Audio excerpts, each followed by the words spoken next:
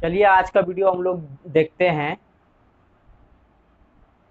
साल 1919 बीकानेर की गलियों में एक 12 साल का बच्चा अपनी बुआ से भुजिया बनाना सीखता है और केवल 2 पैसे में उसे बेचना चालू करता है, इस बात से बिल्कुल अनजान कि यही भुजिया एक दिन हजारों करोड़ों के बिजनेस एम्पायर की नींव बनेगी और एक दिन पूरी दुनिया में बिकने वाले लाखों भुजिया पैकेट्स में उसका नाम हल्दीराम हल्दीराम प्रिंटेड भुजिया होगा। वाला ये वाह। कहानी है इंडिया के सबसे बड़े स्नैकिंग ब्रांड हल्दीराम्स की।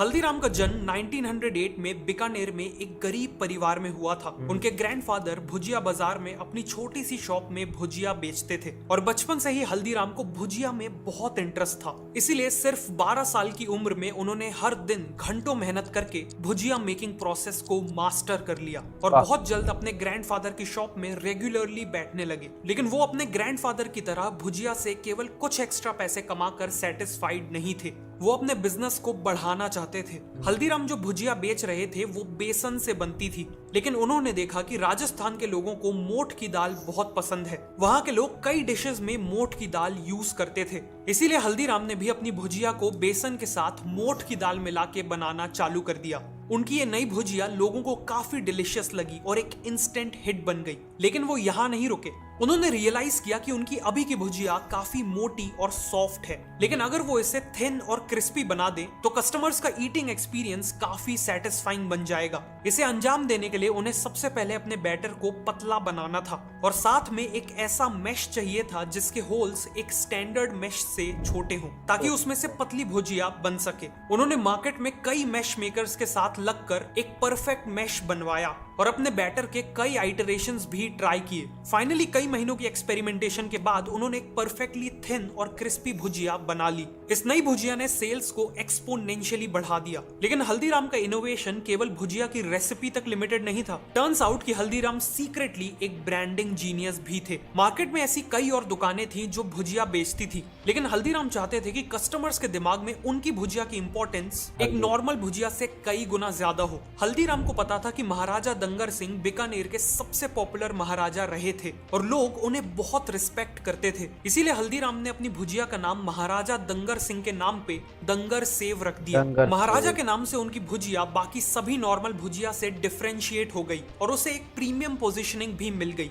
इस नई ब्रांडिंग के साथ उन्होंने प्राइजेस भी बढ़ा दिए और कस्टमर्स ने उस प्राइस को खुशी खुशी एक्सेप्ट भी कर लिया। अगले कुछ सालों में हल्दीराम ने अपने 2 भाइयों के साथ मिलकर बिजनेस को अच्छा खासा एस्टैब्लिश कर लिया था और अब 36 साल की एज में उनकी एक वाइफ और 3 बेटे भी थे। बेहद गरीबी से उठकर आए हल्दीराम के लिए सब कुछ बहुत अच्छा चल रहा था कि तभी 1944 में उनकी लाइफ में एक बहुत बड़ा ट्विस्ट आया। घर की लेडीज के बीच में रिलेशंस बिगड़ने लगे। बात इतनी बिगड़ गई कि फाइनली हल्दीराम को घर छोड़कर अलग होना पड़ा। लेकिन प्रॉब्लम यह थी कि घर के साथ साथ हल्दीराम को बिजनेस से भी अलग कर दिया गया था। जिस बिजनेस को हल्दीराम ने अपनी जी जान लगा के बनाया था, आज उसी बिजनेस से उन्हें एक फूटी कौड़ी तक नहीं मिली और वो रातों रात अपनी फैमिली के साथ सड़क पे आ गए। लेकिन जिम्मेदारियों के चलते उनके पास इमोशनल होने का कोई टाइम नहीं था। हल्दीराम ने जल्द से जल्द अपने आप को संभाला और काम ढूंढने लगे। एक दिन मार्केट में काम ढूंढते वक्त किसी ने उनका नाम पुकारा। जब हल्दीराम ने मुड़कर देखा तो पीछे उनका एक बचपन का दोस्त खड़ा था।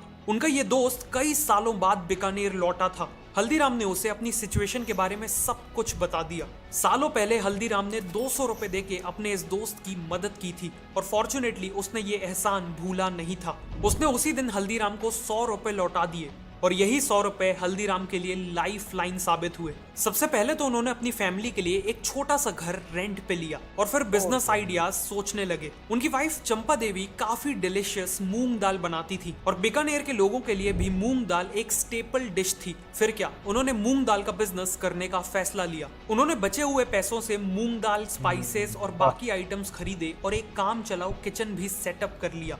वो दोनों अर्ली मॉर्निंग उठकर मूंग दाल प्रिपेयर करते और फिर हल्दीराम पूरे दिन मार्केट में घूम घूम कर लोकल वर्कर्स और ऑफिस गोयर्स को ये डिश बेचने लगे। कुछ ही टाइम में उन्होंने मूंग दाल के साथ अपने ओरिजिनल पैशन यानी भुजिया को भी बेचना शुरू कर दिया। हार्डवर्क, टेस्ट और क्वालिटी के चलते उनका एक लॉयल कस्टमर बेस बन गया और कुछ ही टाइम में उन्होंने एक छोटी सी शॉप को रेंट पे लेने के पैसे जमा कर लिए।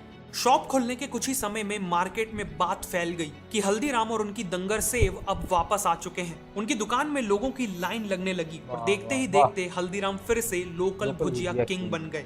अगले कुछ सालों में हल्दीराम ने केवल इसी दुकान को ग्रो करने में पूरा फोकस किया, लेकिन फिर 1950s में कुछ ऐसा हुआ जो उनके लिए एक बहुत बड़ा टर्निंग पॉइंट साबित हुआ। हल्दीराम अपने एक दोस्त की बेटी की शादी में कोलकाता गए थे। वहां उन्होंने सभी मेहमानों के लिए भुजिया बनाई थी और जब उन्होंने भुजिया खाने के बाद मेहमानों का रिएक्शन देखा तो वो काफी सरप्राइज थे। उन लोगों को भुजिया इतनी पसंद आ रही थी कि वो तारीफ तो कर ही रहे थे, साथ में हल्दीराम को बल्क ऑर्डर्स भी दे रहे थे। हल्दीराम को समझ आ गया था कि कोलकाता में अपने बिजनेस को एक्सपैंड करना एक बहुत बड़ी अपॉर्चुनिटी है, स्पेशली इसलिए क्योंकि वहां ऐसा कोई बड़ा कंपटीशन था ही नहीं जो भुजिया बेचता हो। 1955 में हल्दीराम ने अपने छोटे बेटे रामेश्वर लाल और अपने सबसे बड़े पोते शिव किशन को कोलकाता में बिजनेस सेटअप करने को भेजा। यहाँ भी उनकी शुरुआत एक छोटे से घर और केवल 8 स्क्वायर फीट की दुकान से हुई। शुरुआत तो स्लो थी, लेकिन इवेंचुअली कोलकाता में भी उनका बिजनेस वर्ड ऑफ माउथ के कारण ग्रो करने लगा और देखते ही देखते वो दिन की 150 से 200 किलो भुजिया बेचने लगे। ऑल्सो बंगालीज को अट्रैक्ट करने के लिए इन्होंने वहाँ के टेस्ट के हिसाब से बंगाली मिक्सचर नाम की नमकीन लॉन्च की, जो काफी सक्सेसफुल हो गई। अगले 12 सालों में उनकी शॉप 8 स्क्वायर फीट से बढ़कर 25 स्क्वायर फीट की हो गई और बिजनेस भी हर साल डबल हो रहा था। एक बड़ा शहर होने के कारण कोलकाता ब्रांच का बिजनेस अब बीकानेर ब्रांच से भी बड़ा हो चुका था। 1968 तक हल्दीराम के तीनों बेटे सेटल्ड थे। उनके बड़े बेटे मूलचंद बीकानेर का बिजनेस संभालते थे। सतीदास ने फैमिली से अलग होकर इंडिपेंडेंट शॉप्स खोल ली थी और रामेश्वर लाल कोलकाता बिजनेस चला रहे थे। इसे देखते हुए हल्दीराम ने बिजनेस से सेमी रिटायरमेंट ले ली और वो केवल कभी कभी बिजनेस को सुपरवाइज करने के लिए विजिट्स करते थे। बिजनेस ऑलरेडी अच्छा खासा चल रहा था, लेकिन इसके बाद जो हुआ वो हल्दीराम्स की बिजनेस जर्नी में एक सुनहरा चैप्टर साबित होने वाला था। हल्दीराम के सबसे बड़े पोते शिव किशन, जो अभी तक कोलकाता बिजनेस में अपने चाचा के साथ काम कर रहे थे, वो 1968 में नागपुर में हल्दीराम की ब्रांच खोलने का फैसला लेते हैं। नागपुर आके शिव किशन ने देखा कि वहां के लोग बालूशाज, गुजराती पेड़ा, मैसूर पाक और लड्डू जैसे स्वीट्स को बहुत पसंद करते थे। मतलब वहां के लोगों को स्वीट्स तो बहुत पसंद थे, लेकिन अभी तक इन्हें इंडिया के बाकी हिस्सों के स्वीट्स का ज्यादा एक्सपोजर नहीं मिला था। इस अपॉर्चुनिटी को देखते हुए शिव किशन ने नागपुर में भुजिया के साथ साथ अपनी फेवरेट काजू कतली भी बेचना चालू किया। स्टार्टिंग में कस्टमर उसे खरीदने में हेजिटेंट थे, इसीलिए शिव किशन अपने कस्टमर्स को फ्री सैंपल्स ऑफर करने लगे। एक बार टेस्ट करते ही लोग काजू कतली के दीवाने होने लगे और डिमांड स्काई रॉकेट कर गई। इस सक्सेस को देखते हुए शिव किशन ने मलाई लड्डू, रसगुल्ला और रस मलाई जैसे स्वीट्स भी ऑफर करना चालू कर दिए और जाने अनजाने यहीं से शुरुआत हुई थी हल्दीराम्स की इंडियन स्वीट इंडस्ट्री में सबसे बड़े प्लेयर बनने की।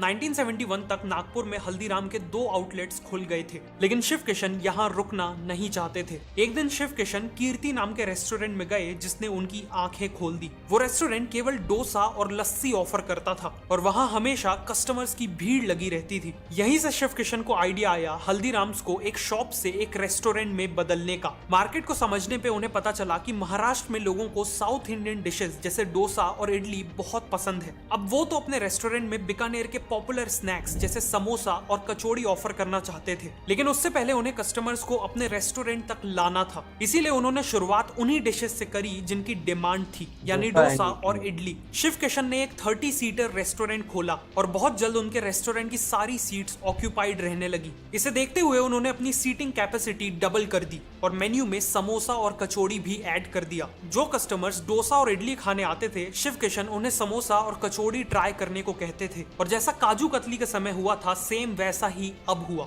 एक बार कस्टमर ने समोसा कचौड़ी टेस्ट कर ली तो उनमें से ज्यादातर लोग उनके रेगुलर कंज्यूमर्स बन गए। अगले कुछ सालों में नागपुर में हल्दीराम्स के मल्टीपल आउटलेट्स खुल चुके थे और इसी के चलते हल्दीराम्स नागपुर में केवल एक भुजिया बिजनेस से बढ़कर एक इंडियन स्नैक्स, स्वीट्स और रेस्टोरेंट बिजनेस में बदल चुका था। 1975 में कोलकाता ब्रांच के रामेश्वर लाल फैमिली बिजनेस स्ट्रक्चर से अलग होके इंडिपेंडेंट हो जाते हैं। एक एग्रीमेंट होता है जिसके अकॉर्डिंग रामेश्वर लाल वेस्ट बंगाल से बाहर बिजनेस नहीं करेंगे और मूलचंद और उनके बेटे वेस्ट बंगाल में एंट्री नहीं लेंगे।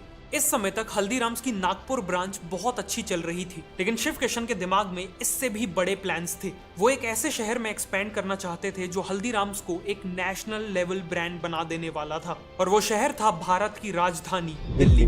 दिल्ली में एक्सपैंड करने के लिए शिव किशन ने अपने छोटे भाई मनोहर लाल को चुना। मनोहर लाल तब तक बीकानेर बिजनेस में काम कर रहे थे और शिव किशन को उनमें बहुत पोटेंशियल दिख रहा था। 1982 में मनोहर लाल अपने छोटे भाई मधुसूदन के साथ दिल्ली आए और वहां देखा कि Chandni Chowk famous snacks vendors से भरा हुआ था। उन्होंने अपनी लाइफ में इतना कंपटीशन कभी नहीं देखा था। लेकिन अच्छी बात यह थी कि कंपटीशन के साथ साथ वहां डिमांड भी बहुत ज्यादा थी। मनोहर लाल ने शिव किशन की हेल्प से अपनी शॉप के लिए जगह खरीदी और 1983 में बिजनेस स्टार्ट कर दिया। अगले 1 साल तक दिन रात एक करके उन्होंने मार्केट में अपनी रेपुटेशन बिल्ड की और ब्रेक इवन करने लगे कि तभी उनके साथ एक बहुत बड़ी ट्रेजेडी हो गई। 1984 के भयानक एंटी सिख राइट्स ने दिल्ली को झुलसा दिया था और इसी दौरान मनोहर लाल की वर्कशॉप और घर भी जल गया।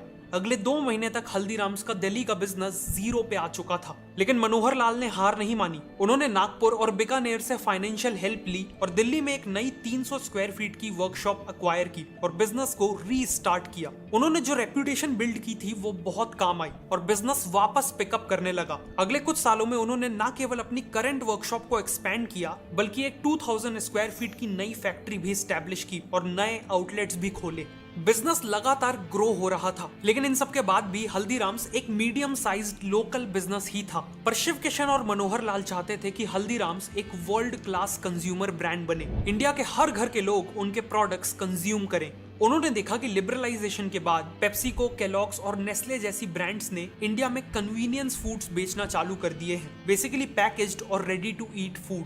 लेकिन हल्दीराम ने यहाँ एक बहुत बड़ा गैप स्पॉट किया। ये सभी फॉरेन ब्रांड्स इंडियंस को वेस्टर्न कल्चर का पैकेज्ड फूड मार्केट करने में हजारों करोड़ों लगा रहे थे, लेकिन उस समय कोई भी ब्रांड इंडियन स्नैक्स को लॉन्ग शेल्फ लाइफ वाली पैकेजिंग में नहीं बेच रहा था। इसी अपॉर्चुनिटी को देखते हुए हल्दीराम्स ने सबसे पहले अपनी बीकानेरी भुजिया और आलू भुजिया जैसे प्रोडक्ट्स को नाइट्रोजन पैकेजिंग में बेचना चालू किया, जिससे इनकी शेल्फ लाइफ कुछ दिनों से बढ़कर कुछ महीनों तक पहुंच गई। इस नई पैकेजिंग के कारण हल्दीराम्स का बिजनेस अब नागपुर या दिल्ली तक लिमिटेड नहीं था। अब लोग इंडिया के छोटे से छोटे शहर में हल्दीराम्स की भुजिया खरीद सकते थे। लॉन्च के बाद कस्टमर्स ने इन प्रोडक्ट्स को बहुत अच्छा रिस्पांस दिया और इसीलिए हल्दीराम्स ने अपने पैकेज्ड फूड सेगमेंट में रसगुल्ला, सोन पापड़ी, पिकल्स, कचौड़ी और इवन भेल पूड़ी में डाइवर्सिफाई किया। देखते ही देखते हल्दीराम्स ने 400 से ज्यादा पैकेज्ड फूड आइटम्स बेचना चालू कर दिए। अलग अलग परचेजिंग पावर वाले कंज्यूमर्स को टारगेट करने के लिए इन्होंने अलग अलग पैक साइजेस में अपने प्रोडक्ट्स ऑफर किए। जैसे इनके कई प्रोडक्ट्स का छोटा पैक केवल 5 रुपए में मिल जाता है और बड़े पैक्स 200 रुपए प्लस तक जाते हैं। ऑल्सो इन्हें पता था कि स्नैक्स एक इम्पल्सिव परचेज होते हैं, इसलिए हल्दीराम्स ने कलर साइकोलॉजी का यूज करके अपनी पैकेजिंग को अट्रैक्टिव बनाया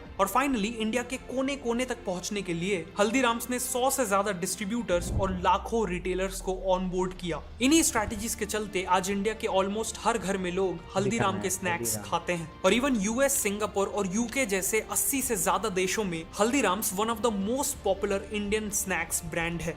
करीब 100 साल पहले हल्दीराम्स की शुरुआत भुजिया को 2 पैसों में बेच के हुई थी और आज उसी हल्दीराम्स ने 9000 करोड़ से ज्यादा का बिजनेस किया है। हल्दीराम्स की कहानी ये प्रूव करती है कि कस्टमर्स को डिलाइट करके, लगातार प्रोडक्ट्स को इनोवेट करके और समय के साथ खुद को बदल के कितना भी बड़ा बिजनेस बनाया जा सकता है, चाहे शुरुआत कितनी ही छोटी क्यों ना हो। अगर आपको ये वीडियो अच्छी लगी तो मैं रिकमेंड करूंगा कि आप नेक्स्ट इस वीडियो को देखें। दोस्तों, अगर वीडियो अच्छी लगी है तो चैनल को सब्सक्राइब करके बेल आइकन को दबा लीजिए, जिससे कि आपको हमेशा वीडियो मिलती रहे। तब तक के लिए अपना ख्याल रखें।